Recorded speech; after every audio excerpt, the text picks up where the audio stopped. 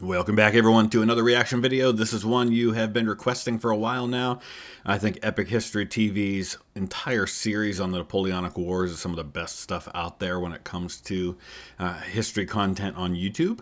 And about a month ago, they did a kind of coordinated video with Villeneuve about Nelson's battles in 3D. And this one is the Battle of Trafalgar, one of the most consequential naval battles of the last 500 years, if not in all of world history. I mean, this naval battle cannot be overstated in its importance, number one, because it was an outnumbered British fleet. I believe the French had significantly more ships and men on the field, or in the water, I guess. But it sets the stage for the remainder of the Napoleonic Wars by preventing Napoleon from being able to put away the British, because Napoleon pretty much handles everyone else on the continent in one way or another, whether through diplomacy or defeat on the battlefield. Yeah, there are some exceptions to that, but it's the British that he can't finish off, and they're the ones that kind of keep fueling these wars of the coalitions. And they're able to do that because of their navy, and this battle is what seals that. So I'm going to put the link down in the description. If you haven't already seen it, definitely check it out. Definitely check out Epic History TV. There's a reason they have 2.6 million subscribers. They have phenomenal content. I'm excited to check this one out. Let's dive in. An Epic History Villeneuve collaboration. In 1792, the French Revolution sparked a European conflict that would last a generation. A struggle for mastery of Europe and the world. A contest fought on land and sea. In this war of shifting alliances, the most enduring rivalry was between France and Britain. Britain could not challenge France on land, but at sea, it was a different matter. Yep. Rule Britannia. Britain's Royal Navy was as dominant on the waves as Napoleon was to prove on land.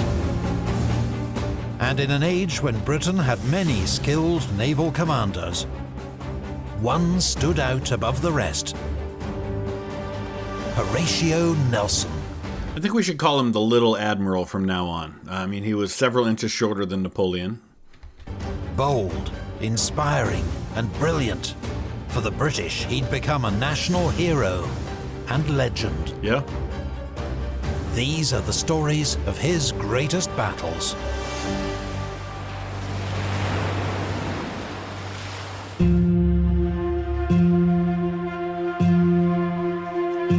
Never mind maneuvers, always go at them. And you know, listen, I'm not an expert on naval warfare in the Age of Sail.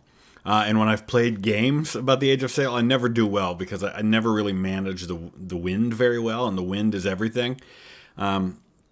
So there's some truth to this, but, you know, naval warfare at this time, because of the wind, because of all that stuff, is so much about your planning and about how you position yourself before the fighting begins. Because once you commit, I mean, there's not a lot you can do. Yes, there are decisions that can be made in the middle of it, but making the decision ahead of time to choose how you're going to use the wind and how you're going to go at the enemy, really, once you're committed to that, you're committed. 1805. The short peace between Britain and France has collapsed, and the two rivals are at war once more. Britain, Russia, and Austria have formed a new alliance, known as the Third Coalition. Napoleon renews the French alliance with Spain. Yeah, and this is the point at which Napoleon has become emperor. Happened late in 1804, and we're going to have perhaps Napoleon's greatest victory happening in 1805 in December at the Battle of Austerlitz. So it's kind of interesting that 1805 sees this great defeat of the French on the seas, while the French win maybe their greatest victory on land during the Napoleonic Wars.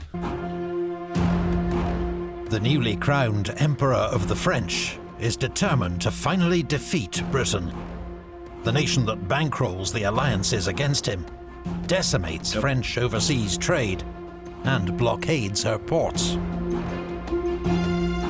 he has assembled a large invasion force on the Channel coast. His battle-hardened troops will make short work of the British, if he can control the Channel long enough to land them safely.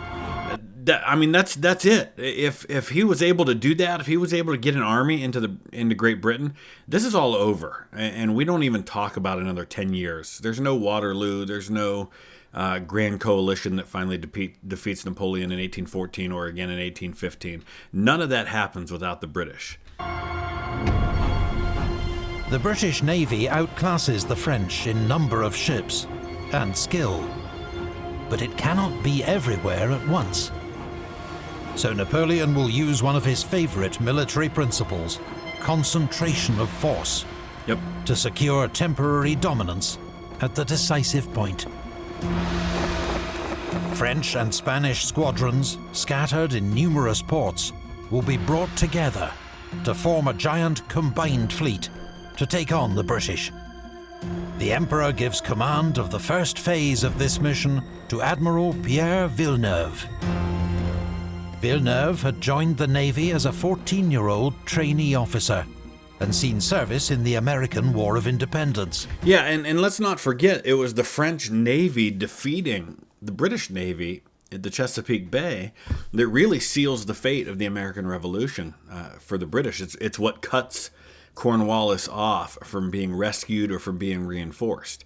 It was a temporary appearance of the British or of the French Navy coming up from the Caribbean that gives them that victory and gives them that at least temporary dominance over the British. So the French have seen some success against the British, and many of the guys who were on those ships, like Villeneuve, are here at Trafalgar. A supporter of the French Revolution, he was one of the few aristocratic officers to remain in naval service, and was promoted to Rear Admiral. In 1798, he commanded the 80-gun Guillaume Tell at the Battle of the Nile. His was one of the few ships to escape that disaster. He was later captured when Malta fell to the British, but was released when peace was declared. In 1804, the commander of the French Mediterranean fleet dies of a heart attack, and Villeneuve replaces him with the rank of Vice Admiral. Which is, I think, in temperament, I think that's Horatio Nelson's rank at this point too. Villeneuve could not be more unlike Nelson. In 1805, he writes to the Minister of the Navy, "You will be so good as to recall that I have not asked for command of this squadron. What is more, I have always sought a practical and useful career, as opposed to one filled with glory." Give me something quiet where I can do my thing in peace and I don't have to try and win some great victory. On the 30th of March, 1805, following the Emperor's orders, Admiral Villeneuve sails from Toulon with 11 ships of the line, slips past Nelson's blockading force, and joins up with 6 Spanish ships and a further French ship off Cadiz. Now with 18 ships, Villeneuve sets off on a 5-week crossing of the Atlantic. On arrival in the French West Indies, he links up with another 2 French ships under Rear Admiral Magon. The British, meanwhile, are in disarray. When Nelson lost track of Villeneuve, he guessed the French were heading back to Egypt and raced off in pursuit. He reaches Alexandria before he realizes his mistake. Intelligence gathering is everything, and man, I mean, we're talking about such an expanse of territory and an expanse of water that you don't have radar, you don't have scouts that can quickly report to you what's happening on the ground or on the water. There's so much guessing that is involved in this, and there's so much luck involved in addition to skill. So he doubles back and sets course for the West Indies, a full month behind Villeneuve. Nelson makes the crossing in just 4 weeks, but misses Villeneuve by a matter of days, who sails back to Europe on the 8th of June. Could have had him. But then, a lucky break for the British. Nelson sends a fast-sailing ship to carry his reports back to England, and by sheer good chance, it spots Villeneuve's fleet in the Atlantic. Luck is huge. Their course is not back to the Med, as Nelson had assumed, but more northerly, towards the Channel. Vice Admiral Calder, with 15 ships of the line, is put on high alert, and on the 22nd of July, he intercepts Villeneuve off Cape Finisterre. In confused fighting, in heavy fog, the British capture 2 Spanish ships. But Calder fails to prevent Villeneuve reaching the Spanish port of Ferrol. The French admiral then makes a fateful decision. His orders are clear: proceed to Brest and then on to the Channel. But reports of ships to the north persuade him that he is about to be attacked by Britain's powerful Channel fleet. His ships, battered by Atlantic gales and battle, cannot fight again without repairs. So he retreats to Cadiz. Here he is soon blockaded by a growing number of British ships. So the thing he was hoping to avoid, which is an encounter with the British, is exactly what he creates for himself. Napoleon is furious when he receives this news. Villeneuve does not possess the strength of character to command a frigate, he tells the naval minister. He says this kind of thing about a lot of his generals, too. I think Napoleon had a bit of a streak in him where he could get very frustrated with his subordinates and say these kind of extreme things like this. It is nearly autumn, and a cross-channel invasion is now impossible. Villeneuve has failed him, and Napoleon must look for other ways to defeat the British.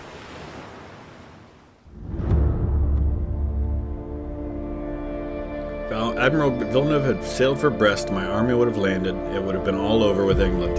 Yeah, I mean, is this a great what-if scenario that we can discuss about alternate history? What if Villeneuve does, in fact, go to Brest as he's originally supposed to? What if he's able to get temporary dominance of the Channel long enough for Napoleon to get his army across? We never have Austerlitz, but instead we get a French army running roughshod over the British. Could all be over, could all be different at that point. At that point, then, does he take part of his army back across to go deal with the Austrians and the Russians? Do they sue for peace before it even gets to that point? A lot of very interesting scenarios to discuss there.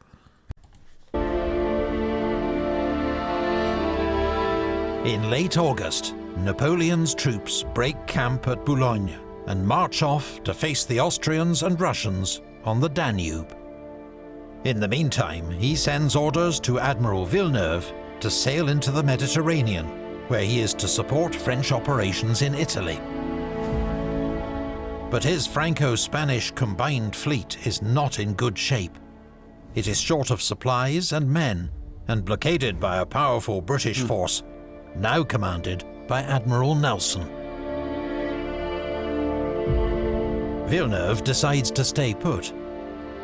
But when Napoleon informs him that he is being replaced as commander, the French admiral is finally stung into action. On the 18th of October 1805, he orders the Franco-Spanish fleet to put to sea. Admiral Villeneuve's combined fleet consists of 33 ships of the line, 18 French and 15 Spanish. Admiral Villeneuve's flagship is the 80-gun Bucentaure. The Spanish contingent is led by Admiral Gravina aboard Príncipe de Asturias of 112 guns. Nelson had been waiting for the enemy with 34 ships of the line, but has just had to send 6 to Gibraltar for resupply and refit. Vice Admiral Calder, aboard HMS Prince of Wales, is sent home to face a court-martial for his lackluster performance at Cape Finisterre. So Nelson's now slightly outnumbered, 27 ships against 33, though he has 3 powerful first-rates, his own flagship Victory, Britannia, and Vice Admiral Collingwood's Royal Sovereign. Both fleets are accompanied by several frigates for scouting and relaying messages. paper, the Royal Navy is heavily outgunned. Yeah. But the British know they can rely on superior seamanship and faster gunnery. So, I mean, this all goes to show you that it's not just about numbers. It's not just about having the guns, having the manpower. Tactics can be huge. And when you end up looking at the casualties from this battle, it's kind of obscene that the side that has a big advantage in guns and men ends up losing something like 10 times the number of men in this battle that the British do. Even the odds.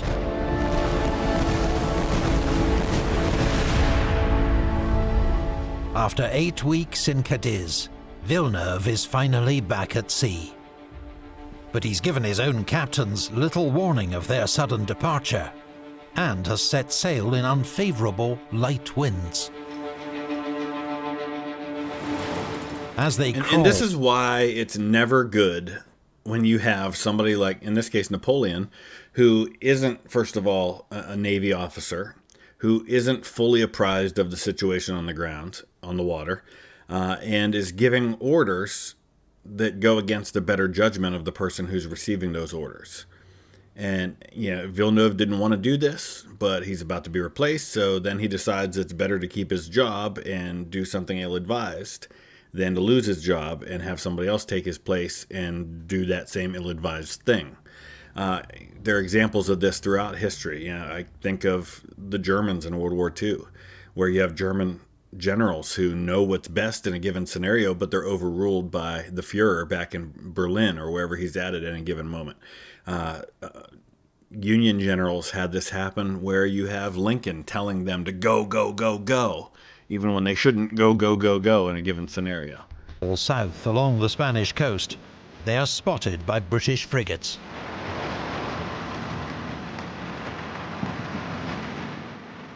They relay news of the enemy's departure to Nelson and the British fleet, patrolling 40 miles offshore. Nelson immediately sets course to intercept. On the morning of the 21st of October, Villeneuve's fleet is about 10 miles northwest of Cape Trafalgar, bound for the Straits of Gibraltar. When the British fleet is spotted closing in from the northwest, Villeneuve faces a dilemma. He considers running for the Mediterranean or facing the British in battle, but ultimately he orders the fleet to reverse course and sail back to Cadiz. All right, there's another what-if scenario, right? What if he chose a different option? What if he immediately turns to face the British in that moment and gives himself time to plan and prepare? Or what if he runs for the Mediterranean and they fight somewhere else, if at all?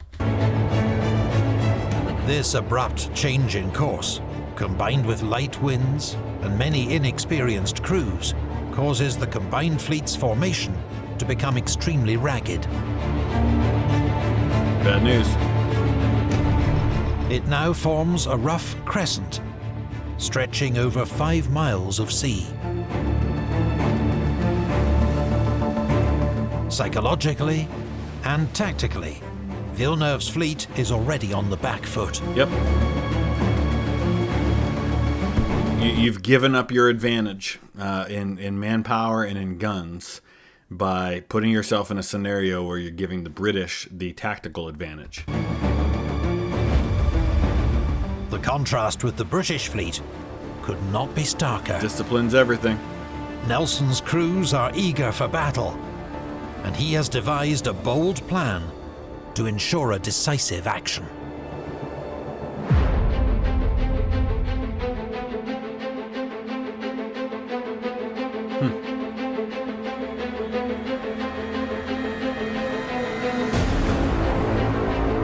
By 11 a.m., the British fleet is formed up for battle, and closing with Villeneuve as fast as the light breeze will allow. Nelson had decided on a basic plan of attack weeks earlier. The orthodox tactic at this time would be to line up his fleet alongside the enemy and trade broadsides with them. But Nelson believes these methods too often lead to an indecisive outcome. Instead, he has decided on the bold but not unprecedented tactic of attacking in 2 columns. These will pierce the enemy line and split their fleet into sections to be overwhelmed and defeated in close action. Yep. Before the enemy's vanguard can double back to help. The major drawback is that during the approach, the lead British ships of each column will come under heavy fire. You're going to need guys in those ships, those lead ships, that have nerves of steel and who understand their role.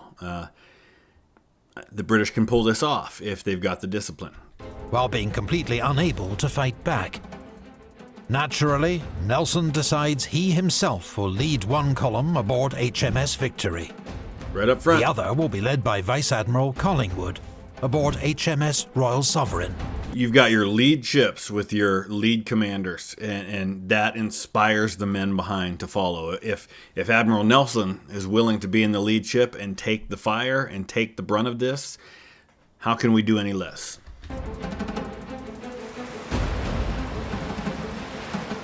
As the British ships begin their approach, Nelson asks that a signal be sent to the fleet.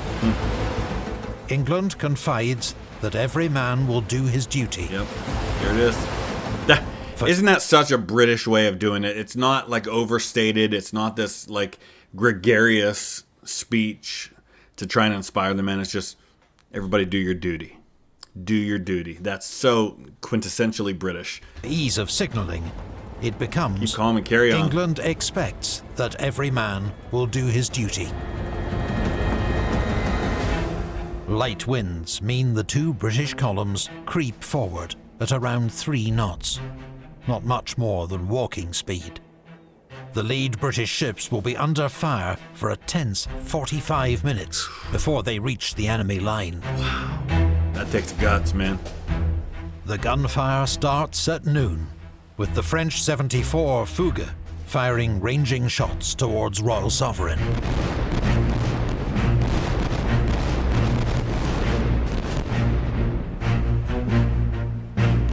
Gradually, gunfire from the combined fleet builds to a steady thunder.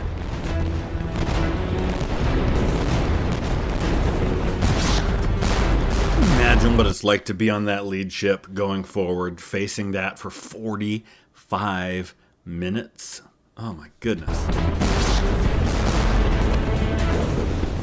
The French and Spanish gun crews lack practice, and their ships are side on to the wind, increasing the roll. So most of their shots miss their mark. So they're going back and forth, and because they're going back and forth, they're not getting a steady aim. A new signal flies up Victory's mizzenmast. Engage the enemy more closely. It will remain there until later shot away. As the range closes, the French and Spanish gunners begin to land more and more shots on target. The sails of HMS Victory and Royal Sovereign are peppered by round shot. Spars are knocked down. Victory's ship's wheel is hit and destroyed. Casualties steadily mount. Twice, British ships try to overtake Victory to protect Nelson, but he orders them back into position.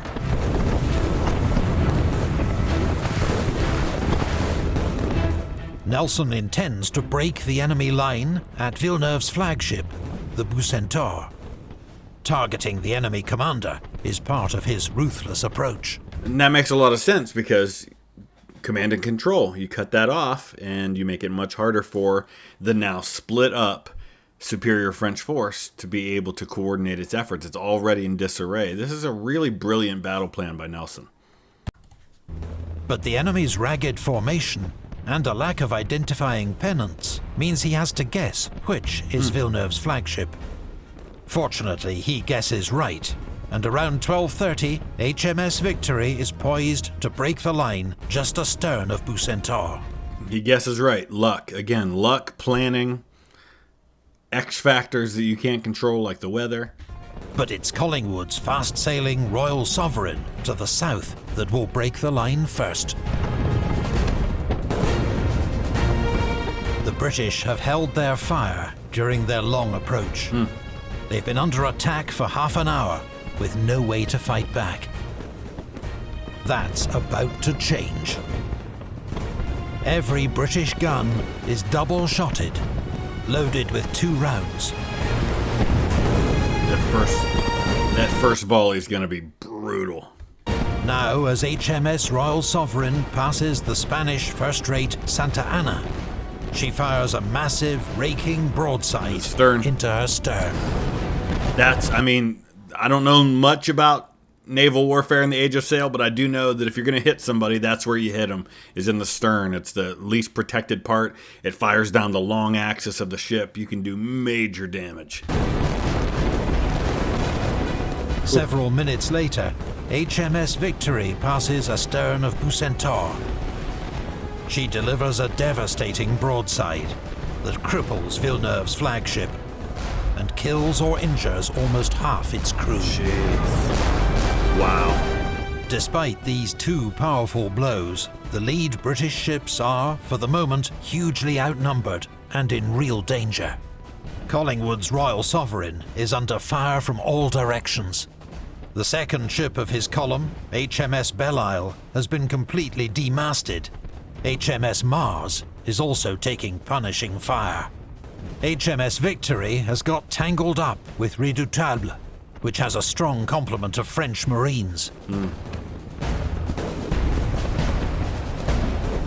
In intense, close-quarters fighting, the isolated British vanguard must hang on until the rest of their ships can join the action. Nerves of steel, man. Nerves of steel.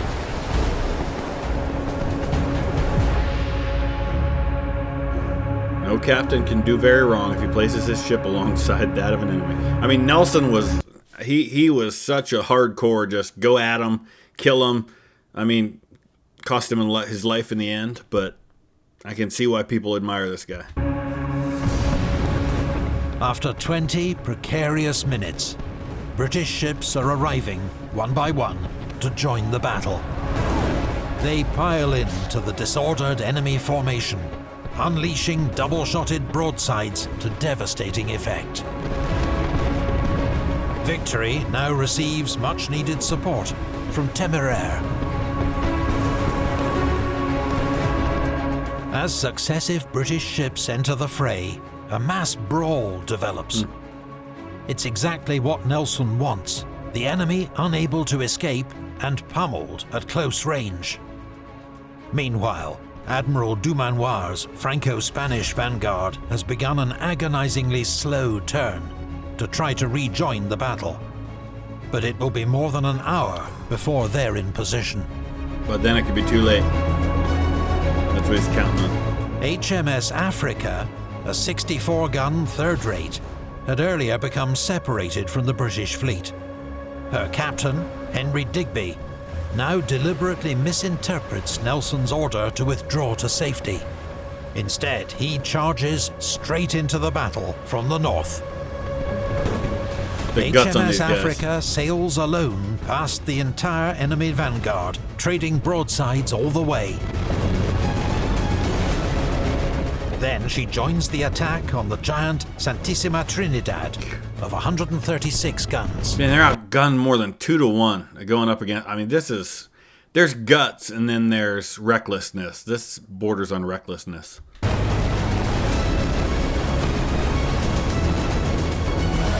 Victory and Redoutable are now locked in a brutal, close-quarters slugging match.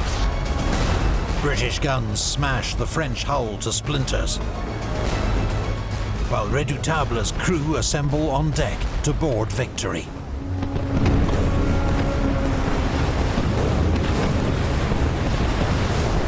At this crucial moment, HMS Téméraire appears on Redoutable's starboard side and blasts her deck with grape shot.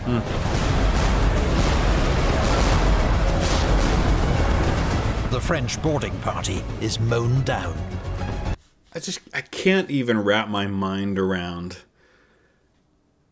being in the middle of one of these battles with the chaos and the flying splinters. It's not just about the the cannon fire that's going on and the metal that's coming out of these cannons, it's the splinters that it creates and the chaos and the smoke. And I mean, just the courage that it would have taken to be a part of one of these crews. And some of these guys, I mean, some of these officers, these midshipmen on these ships are like 12, 13 years old. It's crazy. All three ships become locked together and drift into another French ship, Fougue. Some French and Spanish ships, like Admiral Magon's Algeciras, have used their time in port to train their crews for boarding and close-quarter combat. It makes them dangerous foes in close action. But time and again, just as a French or Spanish ship forms a boarding party, a British ship emerges through the smoke to sweep their deck with grape shot. Luck, skill, courage. Superior British gunnery is slowly grinding down the enemy. I mean, this is the thing, and this is true in warfare in general. You have the admiral make the big plans and set everything in motion, but in the end, it comes down to individual actions, small groups, individual ships, and the captains of those ships. Sometimes even parts of the crew of those individual ships. Same thing in warfare on the ground. It's the generals who set things in motion, but it's often a colonel or a major or a lieutenant or a squad leader somewhere that makes the difference. One by one, the first French and Spanish ships haul down their colours as a sign of their surrender.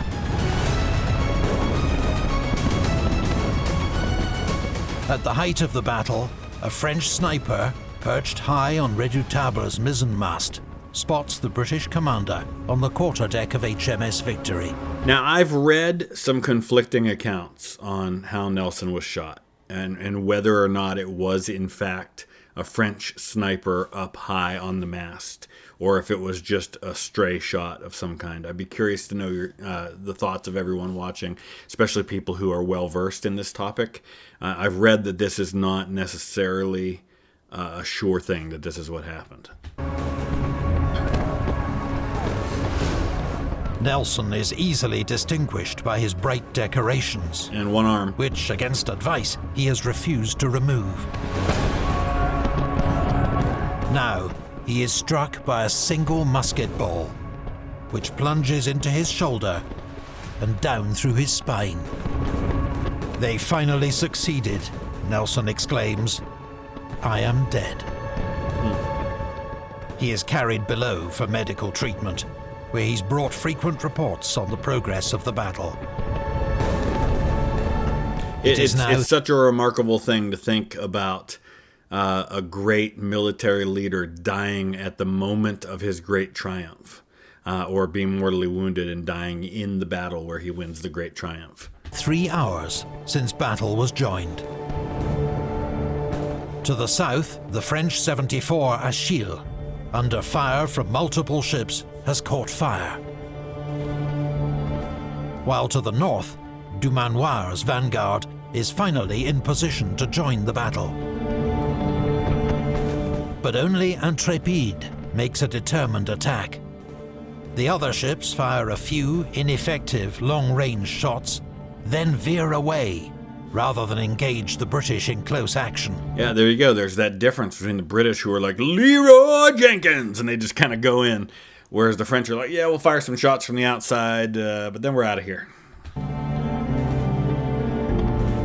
One captured Spanish crew, witnessing this conduct, is so enraged that they offer to open fire on their supposed allies. But the French ships soon slip out of range. They can see that Villeneuve's fleet is beaten. More than a dozen French and Spanish ships have now surrendered. Those that can are escaping. The news reaches Nelson, who hovers between life and death on the orlop deck of HMS Victory. He knows the end is near. He whispers to his old friend and comrade, Captain Hardy, "Take care of my dear Lady Hamilton, and then kiss me, Hardy." A few moments pass.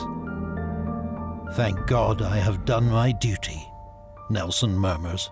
Is that not like the most Horatio Nelson way to go out? He started by imploring all the men to do their duty, and then he dies with the words, "Thank God I have done my duty." And dies soon after. Awesome.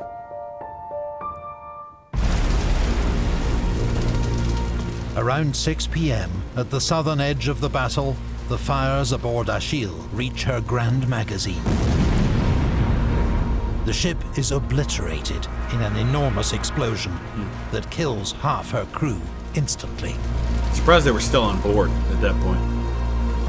Trying to fight This it. spectacular, bloody event proves the final act of a battle that has claimed 5,000 lives. That's a lot. And man. it is I mean, that's nearly the dead at the Battle of Gettysburg. I mean, that's pretty close to the dead of the Battle of Gettysburg, which was in 3 days and involved 150,000 men. Wow. Now clear that it has been a total and decisive British victory. Yep. Big time. Of the 33 French and Spanish ships under Villeneuve's command, 17 have been captured and 1 destroyed. Wow. That's brutal. And though several British ships are badly damaged, none have been lost. I mean, that is such a one-sided, just dominating victory. And then you see the casualties. The casualties are similarly one-sided. Wow. Admiral Villeneuve is among several thousand prisoners taken by the British. He is allowed to return to France, but 6 months later he is dead. By suicide or murder remains unclear. The Spanish commander, Admiral Gravina, escapes the battle, but dies of his wounds 6 months later. It's crazy. Within 6 months, none of the commanders of these 3 forces are alive. While for the British, victory is tainted by the loss of their own brilliant, talismanic commander.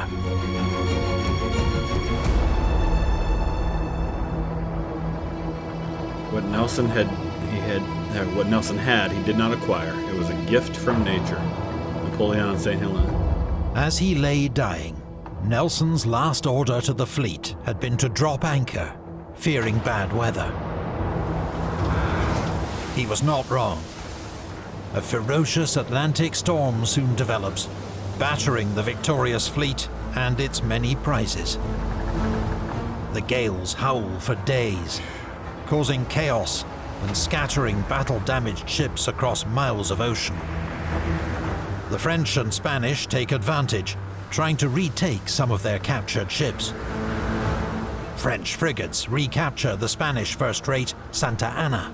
And it makes you wonder if he hadn't had to listen to Napoleon, and if Villeneuve had just held out, maybe Nelson's fleet gets scattered before they're even able to engage in battle, if he'd have just waited. 4 captured crews rise up against their British captors and retake their own ships. But 3 of these are driven ashore and wrecked.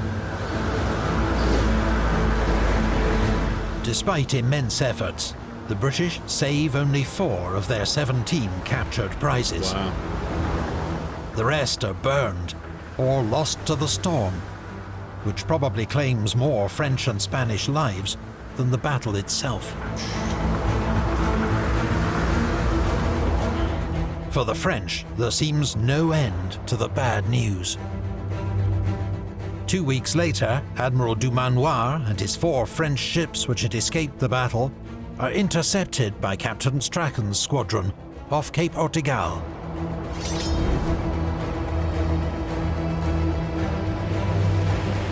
All 4 French ships are captured. For the British, it caps a remarkable fortnight of naval triumphs.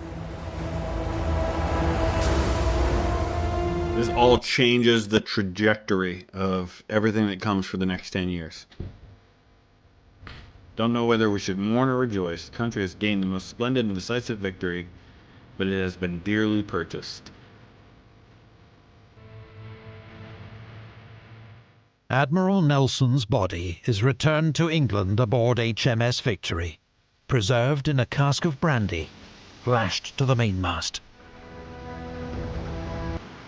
He becomes the first non-royal to receive a state funeral in Britain since the Duke of Marlborough, 83 years earlier.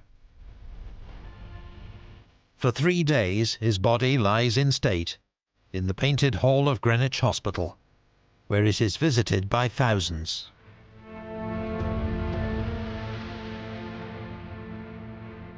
Then he is moved by river to St. Paul's Cathedral, where the funeral procession includes 32 admirals, 189 carriages, and thousands of troops. What a sight that must have been. Nelson's coffin, made of timbers from the French warship L'Orient, is yeah, I remember this image. They've got the flag from, I think, from HMS Victory hanging in the a hall. sarcophagus in the cathedral crypt. Oh no, they're captured flags that are hanging. News of Trafalgar takes 4 weeks to reach Napoleon near Vienna. He is en route to his own great victory over the Russians and Austrians at Austerlitz.